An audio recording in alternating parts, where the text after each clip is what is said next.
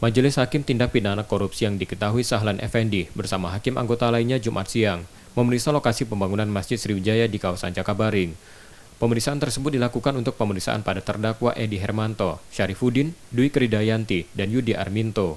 Hakim melakukan pemeriksaan kondisi fisik bangunan Masjid Sriwijaya untuk memastikan fakta lapangan dengan keterangan terdakwa. Disaksikan jaksa penuntut umum dan tim kuasa hukum terdakwa masing-masing. Sidang lapangan ini nantinya akan berpengaruh pada putusan atau gimana? Sudah pasti akan menjadikan acuan-acuan dalam pertimbangan pengambilan keputusan, sudah pasti. Makanya diperiksa secara fisik di lapangan. Berarti ini menjadi salah satu bukti yang dihadirkan oleh... Tergantung dengan hakim. Nanti apakah hakim mau menjadikan alat bukti atau bagaimana, tergantung dengan kualitas penilaian mereka. Sidang lapangan yang dilakukan merupakan rangkaian pemeriksaan dalam sidang dugaan korupsi Masjid Sriwijaya untuk penilaian majelis hakim pada kasus tersebut. Yudi Kiswanto, Kompas TV, Palembang, Sumatera Selatan.